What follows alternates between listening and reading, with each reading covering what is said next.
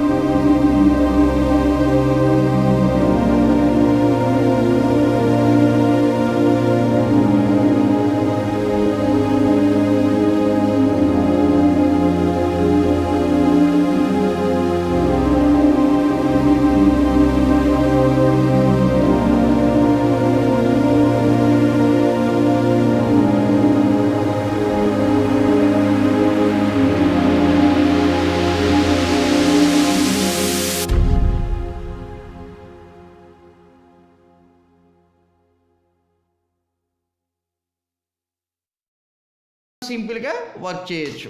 అయితే జనరల్గా వచ్చేసరికి ఈ కట్ కాపీ పేస్ట్తో పాటు ఫార్మేట్ పెయింటర్, ఈ ఫార్మేట్ పెయింటర్ విషయంకి వచ్చేసరికి మనకి జనరల్గా వచ్చేసరికి ఏదైనా టెక్స్ట్ని మనం సెలెక్ట్ చేసిన తర్వాత లేదంటే ఒక కలర్ని కానీ దేనైనా సెలెక్ట్ చేసి ఇంకా దేనికి కావలసినా సరే దాన్ని జస్ట్ ఈ విధంగా డ్రాగ్ చేస్తే సరిపోయేటువంటిది format painter. For example red colour ఉంది, ఫార్మేట్ పెయింటర్ చేశాను. నెక్స్ట్ ఇక్కడికి వచ్చేసరికి దీన్ని ఇలా సెలెక్ట్ చేయండి, రెడ్ కలర్ వచ్చేస్తుంది. అలాగే దీన్ని కూడా ఇలా సెలెక్ట్ చేయండి, మళ్ళీ ఫార్మేట్ పెయింటర్ సెలెక్ట్ చేయండి, దీన్ని ఇలా సెలెక్ట్ చేయండి. సెలెక్ట్ చేస్తే ఆటోమేటిక్గా ఇది కూడా ఈ విధంగా వచ్చేస్తుంది అనమాట. సో నెక్స్ట్ వచ్చేసరికి మనకి ఇక్కడ ప్రధానంగా ఇది క్లిప్ బోర్డ్లో ఉన్నటువంటి ఆప్షన్స్. అయితే నెక్స్ట్ వచ్చేసరికి ఫాంట్ ఆప్షన్స్. ఫాంట్ ఆప్షన్స్ విషయంకి వచ్చేసరికి ఫాంట్ ఆప్షన్స్ గురించి మనం డిస్కస్ చేయదలుచుకుంటే ఫాంట్ ఆప్షన్స్లో ప్రధానంగా ఫస్ట్ వచ్చేసరికి ఇది చూడండి, దీని వచ్చేసరికి మనం ఫాంట్స్ అంటాం అనమాట. ఏమంటామండి? ఫాంట్స్ అనేసి పిలవటం జరుగుతుంది. ఏమంటారండి? ఫాంట్స్. అయితే ఈ ఫాంట్స్ని మనం దీని షార్ట్కట్కి వచ్చేసరికి Ctrl+Shift+F అండి. Ctrl+Shift+F అనేటువంటిది ఫాంట్స్కి ఉన్నటువంటి షార్ట్కట్ కీ. అయితే ఇందులో ఎన్ని రకాల ఫాంట్స్ ఉన్నాయో మనం తయారు చేసినటువంటి మేటర్కి ఈ రకాల ఫాంట్స్ అన్నిటిని కూడా మనం అప్లై చేయొచ్చు. ఫర్ ఎగ్జాంపుల్ ఇక్కడికి వచ్చేసరికి ఇక్కడ ఒక ఫాంట్ ఉంది, దీని మీదకి వెళ్ళి ఫాంట్ని సెలెక్ట్ చేస్తూ ఉండండి. చూడండి, ఈ విధంగా మారుతూ ఉంటుందన్నమాట. ఈ విధంగా మారుతూ ఉంటుంది చూడండి, కేంబ్రియా. అలాగే జనరల్గా మనం వచ్చేసరికి ఏదైనా మీకు ఆల్రెడీ తెలిసిన ఫాంట్ అనుకోండి, అప్పుడు ఇక్కడ ఈ విధంగా క్లిక్ చేయండి, టైమ్స్ న్యూ రామన్. ఆల్రెడీ ఇక్కడ టైమ్స్ కొట్టగానే టైమ్స్ న్యూ రామన్ వచ్చింది, ఎంటర్ చేయండి. ఆటోమేటిక్గా ఇదంతా కూడా టైమ్స్ న్యూ రామన్లోకి మారిపోవటం జరుగుతుంది. నెక్స్ట్ వచ్చేసరికి ఇది ఫాంట్ సైజు.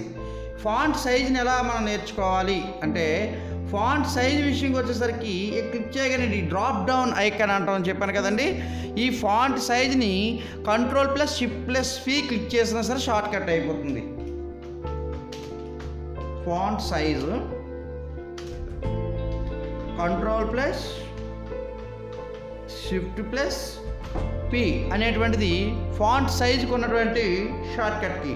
సో ఈ డ్రాప్ డౌన్ క్లిక్ చేసి మనకి ఏ సైజు కావాలంటే ఆ సైజుని మనం ఇంక్లూడ్ చేయొచ్చు అనమాట.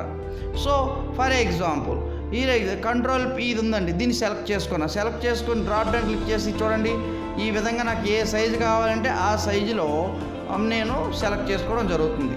సో నెక్స్ట్ వచ్చేసరికి చూడండి, ఇక్కడ డిక్షనరీ ఎర్రర్ ఉంది, స్పేస్ ఇవ్వండి, షిఫ్ట్కి స్పేస్ ఇవ్వండి. ఇప్పుడు ఆ ఎర్రర్ అనేటువంటిది పోవటం జరిగింది. నెక్స్ట్ వచ్చేసరికి ఇక్కడ చూడండి, ఇంక్రీజ్ ఫాంట్, డిక్రీజ్ ఫాంట్. అంటే పెద్ద ఏ లెటర్ ఉందనుకోండి దాన్ని ఇంక్రీజ్ ఫాంట్ అంటాం, చిన్న ఏ లెటర్ ఉందనుకోండి దాన్ని డిక్రీజ్ ఫాంట్ అంటాం. దాని గురించి చూద్దాం ఒకసారి.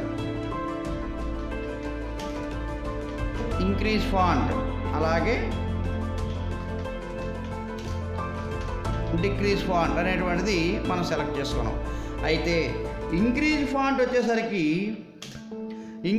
వచ్చేసరికి జనరల్ చూడండి, Ctrl+Shift+Greater+,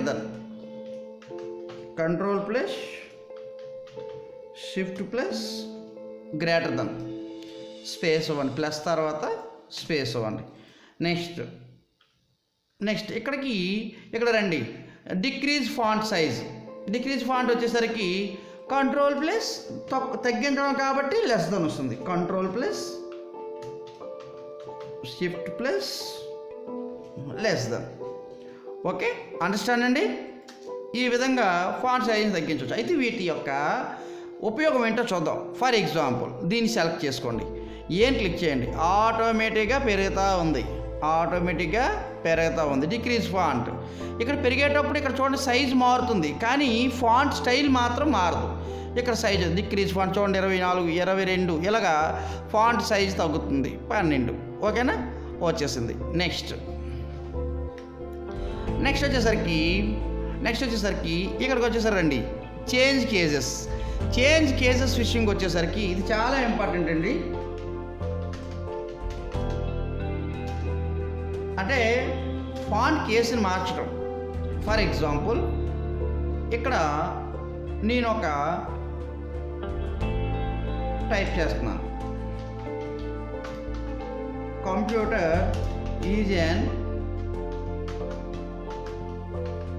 ఎలక్ట్రానిక్ డివైస్ అని క్లిక్ చేశాను. అయితే ఇచ్చాను కదండి,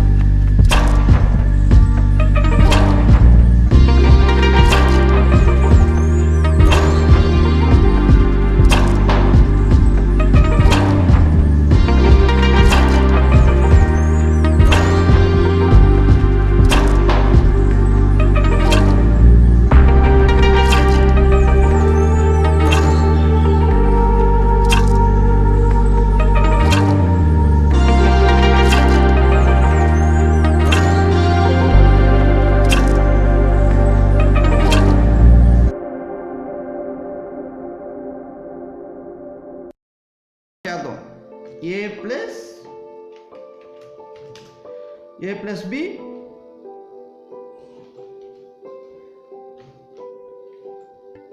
హోల్ స్క్వేర్ అంటే మన జనరల్ 2 వచ్చింది. ఇప్పుడు దీన్ని ఏం చేయాలి? ఈ 2ని పైకి పంపించాలంటే సూపర్ స్క్రిప్ట్ చేయాలి. దాన్ని ఫార్ములేషన్ ఎలా చేయాలి?